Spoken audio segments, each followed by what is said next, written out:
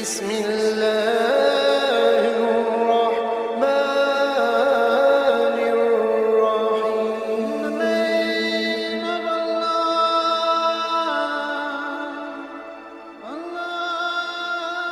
بسم اللہ الرحمن الرحیم. شروع اللہ کے نام سے جو بڑا مہربان اور نہایت رحم والا ہے. حضرت آدم علیہ السلام کی اولاد کے دو قبیلے یا دو طرح کی نسلیں تھیں. ایک نسل تو وہ تھی جو سرسبز وادیوں اور ہموار زمین میں رہتی تھی، جبکہ دوسری نسل پہاڑوں میں رہتی تھی. جو قبیلہ پہاڑوں میں رہتا تھا ان کے مرد بڑے حسین و جمیل تھے اور عورتیں بد شکل اور بد صورت تھیں. اس قبیلہ کے مرد عورتوں سے زیادہ خوبصورت تھے، اور جو قبیلہ سرسبز وادیوں اور ہموار زمین میں سکونت پذیر تھا اس کا حال برعکس تھا. یعنی اس کی عورتیں ایسی حسین و جمیل تھیں کہ کوئی آدمی ان کے حسن کی وجہ سے انہیں غور سے نہیں دیکھ سکتا تھا، اور مردوں کا حال اس کے برخلاف تھا. یعنی اس قبیلہ کے مرد ایسے بد شکل اور بد صورت واقع ہوئے کہ وہ حسین عورتیں ان کے ساتھ ان کی بد شکلی کی وجہ سے رہن سہن پسند نہیں کرتی تھیں. چنانچہ ابلیس نے اس عجیب فرق سے ناجائز فائدہ اٹھایا. اس کا ارادہ ہوا کہ کیوں نہ ان کا آپس میں اختلاف پیدا کر کے ان کے اندر بے حیائی پھیلا دی جائے.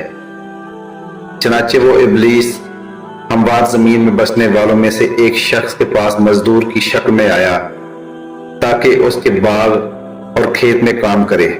اس آدمی نے اس کو مزدور رکھ لیا اور اس کو اپنا غلام بنا لیا. ایک دن وہ ابلیس ایک باجا لے کر آیا جس سے ایسی آواز نکلتی تھی جیسے چرواہوں کے باجوں کی آواز ہوتی ہے، اور بلند آواز سے اس باجے کو بجانے لگا تاکہ پہاڑوں پر رہنے والی قوم بھی اس کی آواز سن کر آ پہنچے. چنانچہ جب انہوں نے یہ آواز سنی تو فوراً آ گئے اور ایک مجمع لگا لیا. پھر لوگوں نے ہر سال اس دن کو عید اور میلہ کا دن مقرر کر لیا جس میں سرسبز وادیوں کی عورتیں اپنے حسن و جمال کے ساتھ بن سنور کر آتی، جنہیں پھر مرد حضرات دیکھتے. پہاڑوں پر رہنے اور بسنے والے لوگوں میں سے ایک آدمی یہ منظر دیکھ کر بے تابی کے ساتھ دوڑتا ہوا اپنے ساتھیوں کے پاس آیا اور وہاں کا سارا واقعہ بیان کیا. چنانچہ وہ لوگ بھی ان کے ساتھ آ کر شامل ہو گئے. نتیجہ یہ ہوا کہ ایک بڑی بے حیائی ظہور پذیر ہو گئی اور ابلیس اپنے مقصد میں کامیاب ہو گیا.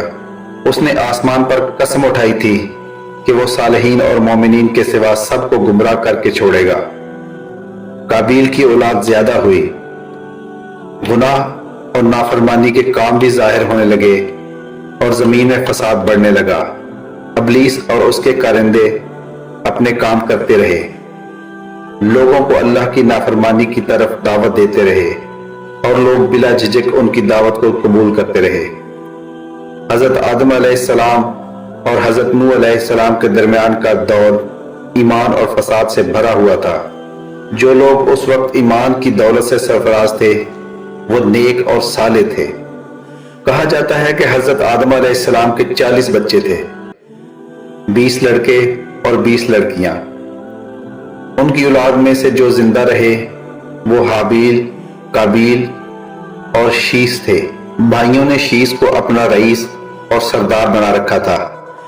شیس کے ہاں پھر سواح، یعوق، یغوس اور نصر نامی بچے پیدا ہوئے. جیسا کہ پہلے ذکر ہوا ہے کہ شیس بڑے نیک اور صالح آدمی تھے، اپنی قوم کے بڑے محبوب تھے. لہٰذا جب ان کی وفات ہوئی تو لوگ ان کی قبر کے ارد گرد حلقہ بنا کر بیٹھ گئے. ان کی قبر بابل کی زمین میں تھی. لوگوں کو ان کی وفات پر شدید صدمہ پہنچا اور تسلسل کے ساتھ ان کی قبر کی زیارت کو آنے لگے. ابلیس نے جب ان کی یہ حالت دیکھی تو اس نے چاہا کہ کیوں نہ ان کی کمزوری سے فائدہ اٹھایا جائے. چنانچہ وہ انسانی صورت میں ان کے پاس آیا اور ان سے کہنے لگا، میں دیکھ رہا ہوں کہ تمہیں اس شخص کی وفات پر بے حد صدمہ پہنچا ہے.